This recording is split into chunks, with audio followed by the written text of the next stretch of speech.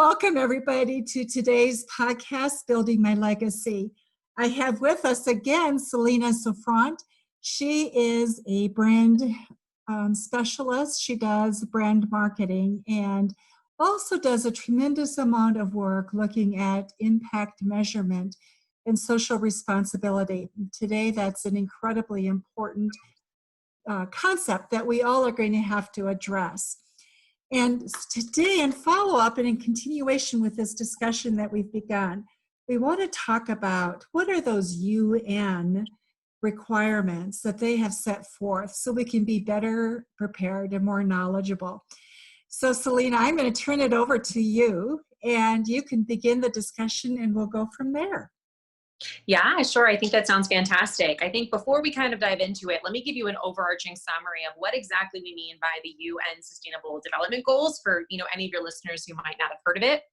So basically in September of 2015, every member of the United Nations, there's 193 member states that are involved, basically adopted a plan for achieving a better future. So they laid out a plan for the next 15 years that will go through basically 2016 through 2030 that laid out objectives that they wanted to meet, with the ultimate, kind of result being that we have a more inclusive, environment, that we are fighting inequality, and that the world is becoming a better place, and we're protecting our planet as a result. So that's kind of what the UN Sustainable Development Goals, and we can kind of go a little bit deeper. There are 17, so it's kind of a lot, and we don't have to deep dive into every one, but just to kind of give you a couple of, ideas of what those goals are, and then, we can maybe, if there are certain ones that, really pique your interest, we can dive deeper. But, no poverty, zero hunger, good health and well-being, gender equality, quality education, clean water, affordable and clean energy, a decent work environment, reduced inequality, climate action, life below water, life on land, and then a place in justice, and just, again, well-standing and partnerships for all. So they're broad, they're kind of very ambitious, they cover a lot of different categories, and I think really what the implications are for businesses, kind of what we touched on in our last conversation, figuring out what your business's objective and mission is, then incorporating sustainability into that so that you can drive change that's actually meaningful and not just slapped on in an attempt to get people to buy your products or your services, and quote unquote greenwashing. Right. So as I listen to that list, first of all, let's in our show notes put a link to that UN site. I've got them already for you. Perfect. Yeah. Because I think it's something you really want to think about and let it really sink into you, because it is so comprehensive.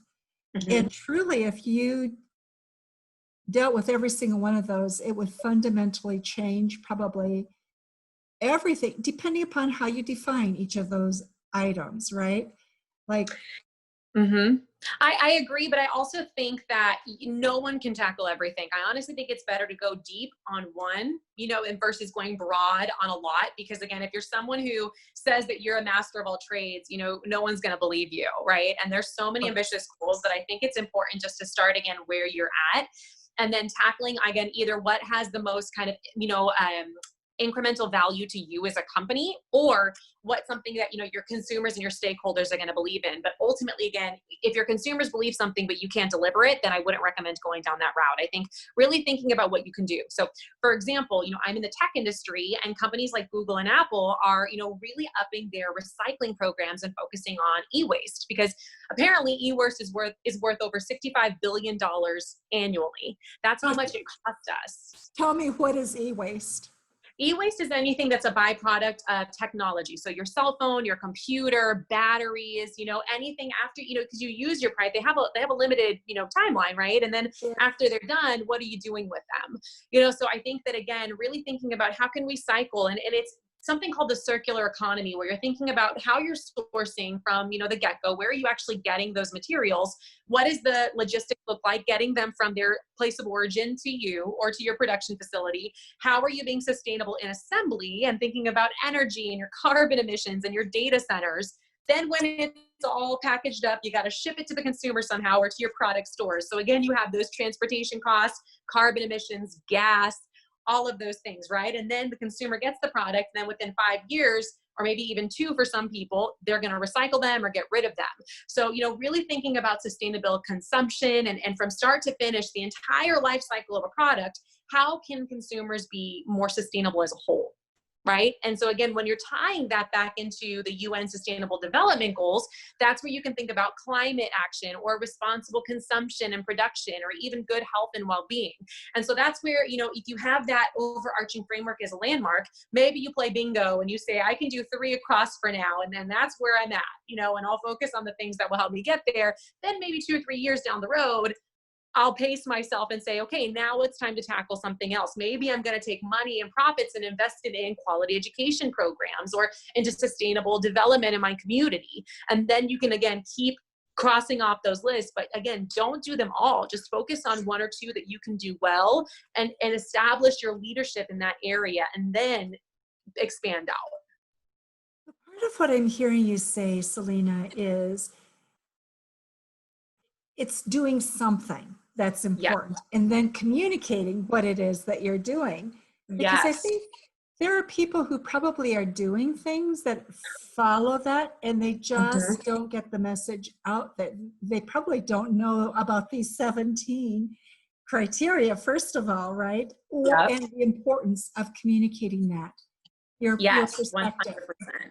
I totally agree with you. And again, that's where my marketing brain, kind of clicks on. And I'm like, wait a minute, because I know a lot of people who are totally impact driven, but they're not talking about it. And they're thinking about, especially if they're product based, they're focusing on the quality attributes of the product, or they're thinking about price savings or whatever. But, there's something called emotional and functional product benefits, and you need to balance both. And the emotional part is where your sustainable development or your sustainable, commitments come into play. So that's where on your website, in the About Us section or in the mission, page, talking about what you care about and how these purchases are helping. Or maybe you have a blog post, and when you're coming up with your content calendar twice a month, make sure you're hitting that emotional button, right? Or you're doing a case study or a product feature on one of your artisans who's making your products. Or even if you're service oriented, again, talking about, oh, hey, my team and I took an afternoon to clean up a local park. Or, hey, did you know that, we have an internship program that's only for,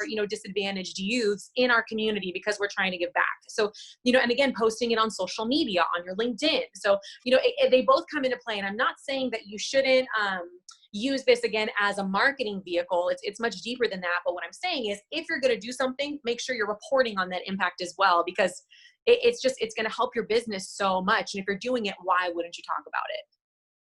So when a company just decides that they want to go down this road, and I think it is going to be, it's not if you want to go down this road, it's when you get started going down this road, because it will be a requirement, I think, increasingly, if you're going to be respected, if you want a reputation that precedes you as being conscious, it's something you're going to have to do. So when you get started, where do people begin with this discussion? And I'll let you go from there. Yeah, sure. So again, whenever I'm working with clients, again, the first thing I do is taking it back to what is your core brand identity. And again, we talked about this a little bit last time, so I won't go too deep into it, but basically it's just understanding who are you, what do you care about, and what is that brand promise that you're making to your stakeholders, your customers, etc. Once you understand what that is, then from there you think about, okay, well, what are the metrics that I need to measure that align with that brand personality? So for example, I worked with a home furnishing company who was kind of doing a couple of different things. They were sourcing FSC certified wood, they were employing local artisans in their community, and they were taking profits and donating it to a local school. So there were kind of 3 different factors there that they had, so they're working with, again, there's that local community element, there's the children and equality and education, and then there's the biodiversity, right, in the rainforest that they were sourcing from. So taking those 3 things, you can create these impact categories. And 3 isn't too much. If you think, again, if that all kind of plays into your story, you can definitely highlight them, because different customers are going to care about different things. Some people are really going to care about, the sourcing and the wood, and some people care about the kids and making sure that, my purchase is making a difference. So then what you're going to do is create those indicators that are going to show how you're tracking your progress over time. So that's where we create a framework. And I have my own that I've developed over time, but there's also there's something called the IRIS reporting framework that I'll link in the show notes as well, that kind of gives you a start. It's got hundreds of different indicators that you can measure. But when I'm starting, again, the same conversation where you don't want to go too broad, you also don't want to measure too many things, because you don't want sustainability to be a hindrance or a burden for your employees, right? Because especially if you're not at the stage where you have a sustainability manager and it's maybe one employee who's kind of helping track this progress, you just want to, track a couple of things. So for example, that could be dollar amounts that you're giving to different programs. That could be the number of children that you're supporting with wood. It could be the quantity of wood that you're sourcing, every year. Or if you're paying for certifications, you could talk about how much money have you donated towards these, causes. It can also be kind of growth over time. So maybe in 2020, you donate X amount, or you plant X amount of trees, or you're sourcing X pounds of sustainable wood. Well, then you track it 6 months later or a month later, depending on how big your company is, and you measure that growth rate over time. So you've got quantities, you've got dollars, and you've got a percentage over time. So that's kind of the way that I start the framework. And then you can apply that to the jobs. The same thing, how many people are employed, how are they all full-time? Are they part-time? Are they getting an increase in salary? Are you contributing to, postgraduate education, et cetera? And then for the kids, the same thing. How many school children are you supporting? How many, as a result of your direct contributions, were able to graduate school? How many, went on to postgraduate college afterwards that maybe wouldn't have? Like, there's a lot of different things that you can do. And you want to make sure you're mixing quantitative metrics with qualitative. So that's where those feel-good snippets are, where you're actually talking to the kids, or you're having a conversation with one of the workers about the difference in the community. So when you're creating an impact report or even a social post, you want to, blend both. Got it. So the nice thing about that is, I think what frightens people is that quantitative piece, because how do I, as a small business or even a large business, you get so consumed with all of the day-to-day work. And I think today, with people working virtually still, or a blended work environment, some virtual, some in the office, you have that sense of, how do we tell this story? Because now we're not there to see it, to share it, to really get our arms around it. So I think having that, both that quantitative and the qualitative, takes some of that fear away, because part of what I'm hearing you say is, at least start. Choose one, start, and then you can build from there. And it doesn't make you less than. But if you're in motion, it's not less than. It's the fact that you've started.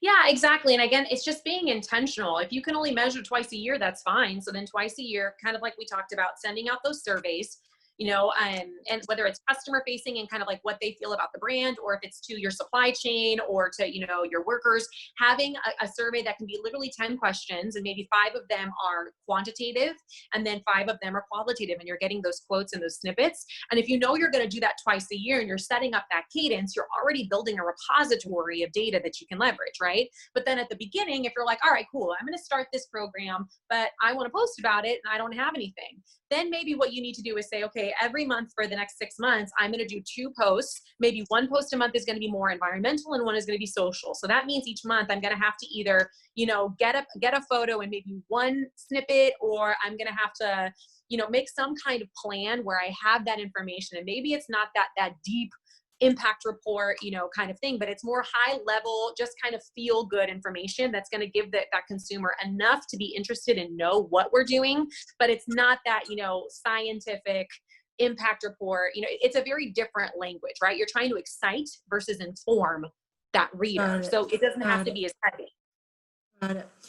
Celina, let me ask you a question. And I think people who are listening are going to have this question running in their mind.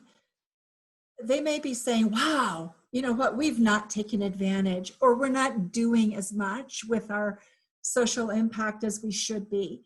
Yeah. We could use help from somebody who really understands also the marketing of it. So if somebody wants to contact you and to look at how do we do that, are you at this time available to take on clients, and what would that look like? Sure. I love that question. Thank you for asking. I definitely am available to take on clients. Right now, I'm in the middle of kind of doing a relaunch of my website, but I'm available on LinkedIn, and I'll actually give you my contact information to post in the show notes. And you can definitely reach out, and I offer, free consultations to every client to kind of understand where they're at and assess, kind of what they would need to move forward and what our working together relationship would look like. But, if for whatever reason, they feel like they wanted a bigger agency or they wanted to go with someone else, I always recommend people, to go straight to the internet. You can either Google it or you can go to LinkedIn, and you would just type in either social impact consultant, sustainability consultant, or, sustainability agency would also be another way. And a lot of things will pop up, and it just kind of depends on your budget and your, like, how far you're looking to go. I think if you're kind of starting, I would just go the consultant route. If you really want to do an overhaul, or if your business is very large and you feel like you need more intricate help, then outsource it to an agency, but it's going to be a lot more expensive. So it just depends on your budget. Got it. So I appreciate that. And we'll make sure we have that information in the show notes for those of you who are listening, because Celina has this marvelous mix of both being knowledgeable about the sustainability issues, but also knowing how to use that for your branding. And to do it without the branding, applying it or attaching it to the branding is like, having water and not drinking it. So yeah. So we'll make sure you all have that. We don't have a lot of time left, Celina, so I just want to give you some time to share what are some things that we've missed, that we haven't talked about, that you think are really important for people to think through. They're down this journey now. They're looking at how are we going to really be responsible globally, corporately, as citizens of this globe. What are your thoughts, your comments, and how do people manage this?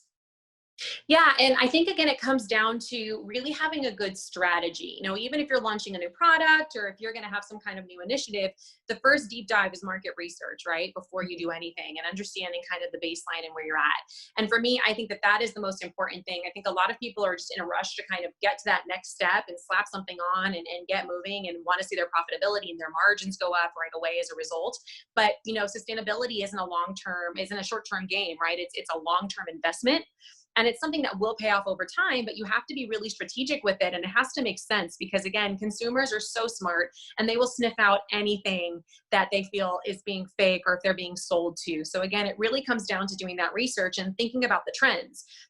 Some big trends in sustainability for 2020 are, again, those circular solutions that we talked about, plastics. A lot of people are going plastic free now. If you're a product based, maybe that's something that you can think about. Sustainable finance is huge. ESG risk, or kind of microfinancing loans and investment is another way. Maybe if you're service oriented, or you have a little bit more capital and you want to make some investments, thinking about those environmental, social, governance risk factors that are going to impact your business and your industry, and see if you can maybe support, donate. Think about something called, there's green bonds and social impact bonds that you can do a little bit more reading on later, or follow up with me if you want to have a conversation about that you can invest in financially. If you're thinking, I don't really, have a product-based business, I'm not dealing with a supply chain, I'm just, again, a service-oriented professional, that's something that you could do, or you can think about human capital, emotional well-being and workplace programs, inclusivity, diversity, equity, and inclusion. Those are other things that are really trending now, as I'm sure you know. So again, you can look internally in your organization, and we kind of touched on what being a B Corp is, but that certification shows that you're investing in your workforce and really trying to be as, inclusive and sensitive as possible.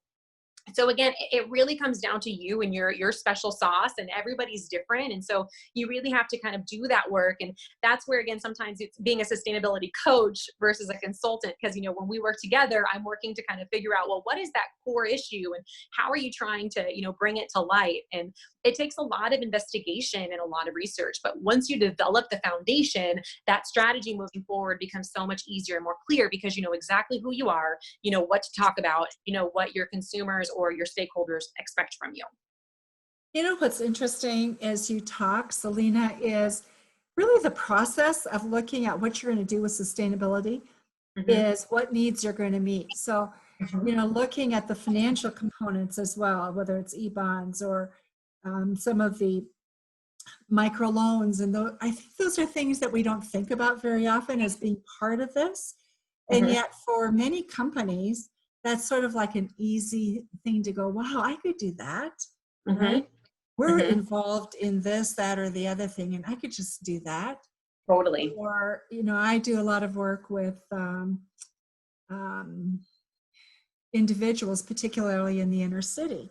And it could be, that becomes another story, right? But you just do it because you're a human being. You don't think about it in terms of why is it so important? Right. Right. So, And again, that's where it's like aligning your values and your mission and trying to see, even if something that you're doing doesn't necessarily seem like it goes with your company, but if you're investing a lot of time into it, then maybe that is worth bringing to light. Right. And doing that assessment, saying, is this going to add value? And is this something that, externally people are going to understand and appreciate? Or is it something that I just keep for myself and my employees? Like, you have to kind of do that assessment. But a lot of times people want to see businesses doing good and making the world better, right? That was the whole point of the UN SDGs. So if you can tie it back to that, I always recommend moving forward. it is incredible. There's so much that all of us can do. Yeah. We talk about the needs, right? We talk about what is unfortunate in terms of what exists in our world. And yet there's so much that we can do that we just don't think about. So I appreciate that, what you've shared, because it just helps us to be, I think, more conscious upfront about what it is that we can do. So for those of you who are listening, we will have available to you some of this information that Celina has been speaking about, so you have access to that. We will also have information about her in terms of being able to reach her. If you have trouble, simply contact us. We will help you get in contact with her so you don't lose that possibility. And so both as a consultant, and some of you just may need her as a coach to help you as you progress in the process. So encourage you to think about, what is it that you're doing within your companies, and how can you be more thoughtful about your role in the impact that you're having, and are you measuring it and telling your story? So Celina, thank you so much. You have been such a great gift to have on this podcast. Have a wonderful day. Thanks, you too. Thank you for watching my video. Don't forget to like, subscribe, and click the bell button above. Leave comments. We'd love to hear what you think. And visit our other social media links as well. Thanks much.